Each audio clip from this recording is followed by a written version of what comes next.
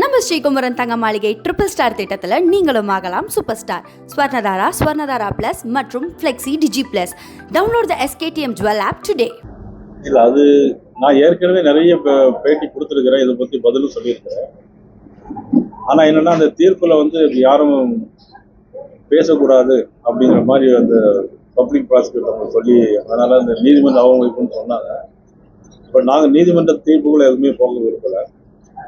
என்னன்னா, எல்லாருடைய மனதிலையும் உங்களுக்கும் அந்த அந்த கேள்வி உங்க மனசுலையும் இருக்கு, யார் அந்த சாருங்கிறது உங்களுடைய ஒவ்வொருடைய மனதில், தமிழ்நாட்டில் வாழ்கிற எல்லா பெண்களுடைய மனதிலையும் அந்த சார் யாருங்கிறது இருக்கு. ஆனா அதை குற்றப்பத்திரிகையில காவல்துறை சரியா விசாரிக்கல. அது மட்டும் இல்ல, ஞானசேகரன் வந்து முதல்ல அந்த பாலியல் வன்கொடுமை செய்த பிறகு ஒரு போலீஸ் அதிகாரியிடம் பேசியிருக்கிறார். அந்த போலீஸ் அதிகாரி யாருங்கிறது முதல்ல தெரியல. அதுக்கப்புறம் 24ஆம் தேதி என்ன வழக்கிலிருந்து வெளியே வந்திருக்கிறாரு. அதுக்கு பிறகுதான் எஃப்ஐஆர் போட்டு திருப்பி ஞானசேகரனை வழக்கில் விசாரிக்கிறாங்க. ஆக இந்த மாதிரி ஒரு சூழ்நிலையில, ஒரு குழப்பமான ஒரு நிலைமையில தமிழக மக்கள் வந்து ஒரு தெளிவு இல்லாம இருக்கிறாங்க. இது தெளிவுபடுத்த வேண்டியது நம்ம தமிழகத்துடைய முதலமைச்சர் அவர்கள் தெளிவுபடுத்தணும். அல்லது அதுல வந்து காவல்துறை குற்றப்பத்திரிகை தாக்கல் செய்யும் போது, சார்ஜ் ஷீட் போடும்போது சரியாக விசாரிக்கவில்லை என்பது போல பல குற்றச்சாட்டுகள் அதில் இருக்கிறது.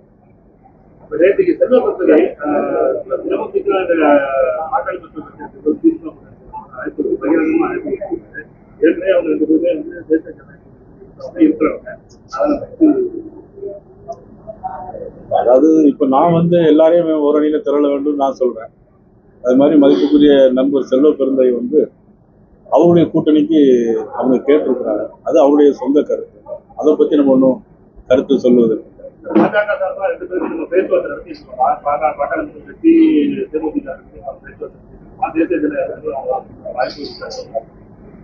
இது தேர்தலுக்கு ஒரு 10 மாசம் இருக்கு. ஆனா இனிமேல் தான் எல்லா கருத்துக்களையும் பற்றி பரிசீலிக்கணும். வரக்கூடிய தேர்தலில் ஒருங்கிணைந்த அதிமுக சாத்தியப்படுமான முயற்சி இருக்கு. என்னை பொறுத்த மட்டும் நான் ஏற்கனவே ஆரம்ப காலத்துல இருந்தே நான் சொல்லிட்டு இருக்கிறேன், எல்லா கட்சிகளுமே ஓரணியில் வரணும். ஏன்னா இன்னைக்கு தமிழ்நாட்டில் வந்து சட்டம் ஒழுங்கு பிரச்சனை ரொம்ப மோசமா இருக்கு. அது மட்டும் எங்கு பார்த்தாலும் மது பழக்க வழக்கங்கள், மாணவர்கள் மதுவுக்கு அடிமையாகிற சூழ்நிலைகள், நவீன வகையான போதை மருந்துகள், இது தமிழ்நாட்டில் இன்னைக்கு இந்தியாவிலே தமிழ்நாட்டில் தான் அதிகமாக நடமாட்டிட்டு. பிறகு சொத்து வரி உயர்வு, மின்சார கட்டணம் வரி, மின்சார கட்டணம் உயர்வு, இப்படி எதை எடுத்தாலும் மக்களுடைய சுமை நாளுக்கு நாள் அதிகமாகி போய்கொண்டே இருக்கிறார். இந்த சூழ்நிலையில் எல்லாரும் ஓரணியில் வர வேண்டும். இல்ல, எடப்பாடி பழனிசாமி தொடர்ச்சியா வந்து இபிஎஸ் ஓபிஎஸ் அது மாதிரி சசிகலா தினகரன் எல்லாம் ஒருங்கிணைக்கிற மாதிரி இல்லை அப்படின்னு சொல்றாங்க. அது வந்து வரக்கூடிய தேர்தலை வந்து டிராபேக் ஆகாதா? என்னன்னா, எங்களை பொறுத்த மட்டும் அது அவருடைய உள்கட்சி பிரச்சனை.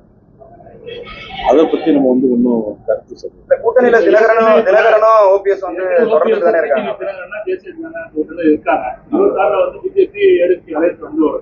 இது வந்து அவங்களுக்கு இல்ல, அது குறித்து வந்து ஏற்கனவே தேசிய ஜனநாயக கூட்டணியில் அவங்க இருக்கிறாங்க, கூட இருக்கிறாங்க. இது குறித்து எல்லாமே ஒட்டுமொத்தமா பேசி எங்களுடைய தலைமை அண்ணன் இபிஎஸ் அவர்கள் எல்லோருமே ஒருமித்த கருத்தோடு செயல்படுவார்கள் என்று இருக்கிறாங்க.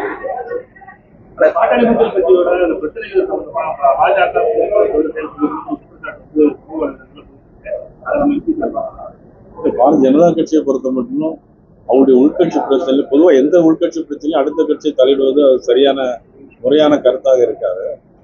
அதனால அதை பற்றி நாங்கள் ஒன்றும் கருத்து சொல்லலாம். தொடர்ந்து வந்து நிர்பந்தத்தின் அடிப்படையில் தான் வந்து அதிமுக யார் அப்படின்னு சொல்றாங்க. எதிர்கட்சியில் உள்ளிட்ட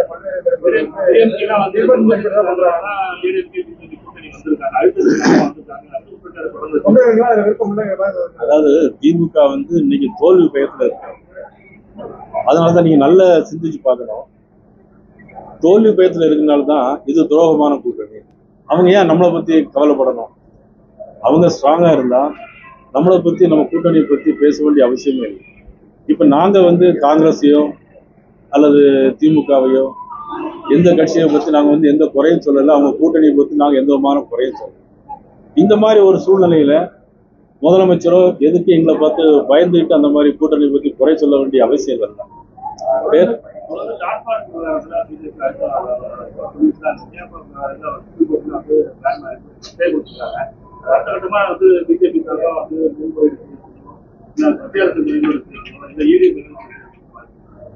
இல்ல, அதாவது ஈடியை பத்தி நம்ம ஒன்றும் கருத்து சொல்ல முடியாது. இப்போ வருமான வரித்துறையோ ஈடியோ அது ஒரு தனி அமைப்பு. அது அவர்கள் வந்து இப்போ இன்ட்ரீம் ஸ்டே கொடுத்துருக்குறாங்க. பிறகு அந்த ஸ்டே வெக்கேட் ஆகலாம். அதுக்கப்புறம் அவங்க தொடர்ந்து என்ன செய்யறாங்கிறது அது அவங்களுடைய நடவடிக்கை. கன்னட மொழி பிரச்சனையில வந்து கமலஹாசன் மன்னிப்பு கேட்க வேண்டும் அப்படின்னு நீதிமன்றம் கமலஹாசன்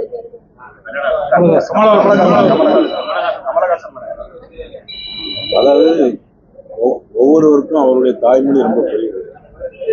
அதனால அந்த அடுத்த மொழிகளையோ அடுத்த இது சம்பந்தப்பட்ட விஷயம் அடுத்தவங்க சம்பந்தப்பட்ட விஷயங்களையோ குறை சொல்வது வந்து அது சரியாக இருக்காது. அதே விவகாரத்துலதான் அமித்ஷா வந்து என்ன சொல்லியிருக்காருன்னா வந்து சமஸ்கிருதத்துல இருந்தா இந்திய மொழி பிறந்ததா சொல்லி அவங்க சொல்லியிருக்காங்க. அப்ப இல்லாத கன்னடம் வந்து இப்ப எப்படி இந்த கன்னடத்தை எழுப்புறாங்க அப்படின்னு சொல்லியிருக்காங்க. அதாவது இந்தியாவில் வந்து பல்வேறு மொழி, பல்வேறு மாநிலங்கள், பல்வேறு வகையான மக்கள் வாழ்கின்ற நாடு. இதுல வந்து அதுல இருந்து இது பிறந்தது, இதுல இருந்து அது பிறந்தது அப்படின்னு சொன்னா அது வந்து எனக்கு அதுல வந்து நான் சொல்ல முடியும். இல்ல சார், கமலோட தக்கலைப்பு பேச்சு இஷ்யூ வந்து கமல் வந்து ஒரு அரசியல் கட்சி தலைவரை தவிர்த்து அவர் ஒரு தமிழனா வந்து தமிழை உயர்த்தி தான் பேசியிருக்கிறாரு. கர்நாடகாவில வந்து ஆளும் காங்கிரஸ் அரசும் எதிர்க்குது, எதிர்கட்சியான பிஜேபியும் எதிர்த்து எல்லாம் ஒற்றுமையா இருக்கும்போது ஒரு தமிழரா தமிழை உயர்த்தி பேசின கமலுக்கு ஒரு அரசியல் கட்சியா பிஜேபியை ஆதரவு கொடுக்கிறாங்க. தமிழை உயர்த்தி பேசினால் ஐநார் நாகேந்திரன் மட்டுமல்ல எல்லா அரசியல் கட்சியும் நிச்சயமாக கமலஹாசன் ஆதரவு கொடுப்பார். ஆனா அடுத்த மொழியோடு சம்பந்தப்பட்டு பேசும்போது அது சரியாக இருக்காது. அது எப்படி சரியாக இருக்க முடியும் நீங்களே சொல்லுங்க. அது அவருடைய விளக்கம். அதை மத்தவங்க ஏத்துக்கணும்.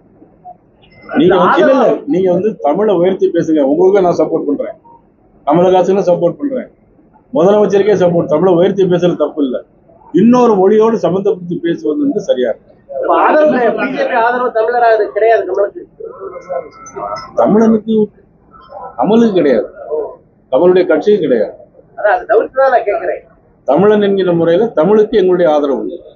அவங்க என்ன சொல்றாங்கன்னா பிரதமர் போய் வேர்ல்டு லெவல்ல வந்து மூத்த மொழி வந்து தமிழ் அப்படின்னு சொல்றாங்க. ஆனா இதுக்கு வந்து தமிழ் உயர்ந்தது அப்படின்னு சொல்லும்போது பிஜேபியே வந்து அவங்க சப்போர்ட் பண்ற அப்படின்னு. தமிழ் உயர்ந்ததுன்னா இப்பவும் சப்போர்ட் பண்றோம். தமிழ் உயர்ந்தது, தமிழ் மூத்த மொழி, 5000 ஆண்டுகளுக்கு முன்னாலே உள்ள மொழி. கல் தோன்றா மண் தோன்றா காலத்தில் முன்தோன்றிய மூத்த தமிழ். பேசுங்க, ஆதரவு தருகிறோம். தமிழ்நாட்டை நீ வரக்கூடிய காலம் வந்து கூட்டாட்சிக்கு தான் வந்து கூட்டாட்சி தான் அமையுங்கிற மாதிரி பல்வேறு கருத்து சொல்றாங்க. உங்களோட கருத்து? இதுவரைக்கும் அந்த மாதிரி தமிழகத்துல வரல. நீங்க சொல்ற மாதிரி வந்தா நான் சொல்ற மாதிரி கருத்துல சொல்றேன், மற்ற கட்சிகள் சொல்றேன், என்னோட கருத்து கிடையாது. எப்படிங்க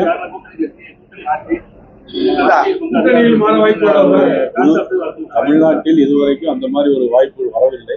பார்க்கலாம். இல்ல அமித்ஷா பேசும்போது கூட சொன்னாரு கூட்டணி ஆட்சி அமையும் அப்படிங்கிற மாதிரி எல்லாம் பேசினாரு. தேசிய ஜனநாயக ஆட்சி வரும். விஜய் வந்து தீவிர அரசியல் விஜய் வந்து தீவிர அரசியல் விஜய்க்கு அழைப்பு இருக்குங்களா? எல்லாரும் ஓரணியில் வர வேண்டும்.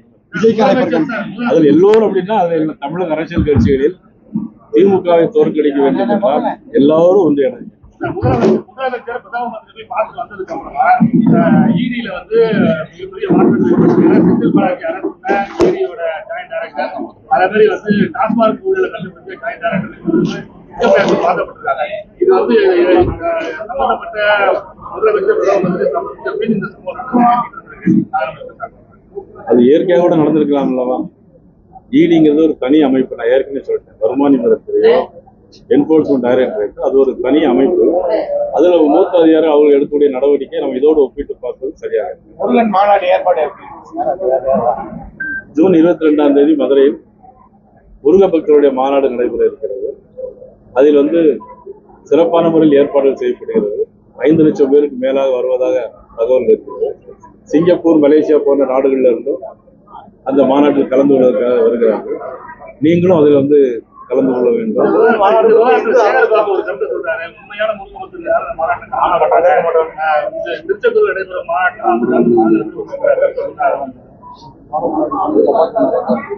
அதாவது வந்து மதிப்புக்குரிய அறநிலையத்துறை அமைச்சர் வந்து நல்ல பக்திவான ஆள். சபரிமலைக்கு அடிக்கடி போயிட்டே இருப்பாரு. ஆனா பக்தி இல்லாத இடத்துல இருக்கிறதுனால அப்படியெல்லாம் பேசுறாரு. ஒரு நேரத்துல அதாவது பிஜேபியில வந்து குற்ற வழக்குகள் சம்பந்தப்பட்டவங்க தான் பொறுப்பு கொடுக்குறாங்கன்னு சொல்லி பேசியிருந்தாங்க, எதிர்ப்பு சொன்னாங்க. ஆனா இப்போ வந்து பல வழக்குகள்ல திமுக நிர்வாகிகள் வந்து சம்மந்தப்பட்டிருக்காங்க. அதை எப்படி பாருங்க? இன்னைக்கு திமுகவில் தானே எல்லா குற்றங்களுமே நடைபெறுது. அவங்களுடைய ஆட்சியில தான் நடைபெறுது. பாலியல் வன்கொடுமை, மது பழக்க வழக்கு, சட்டம் ஒழுங்கு சீரில்லை, கட்ட பஞ்சாயத்து எல்லாமே திராவிட முன்னேற்ற கழக ஆட்சியில தான் நடைபெறுது. டைம் ஆச்சு, நிறைய விஷயம்.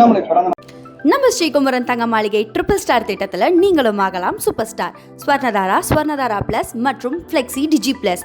Download the SKTM Jewel app today.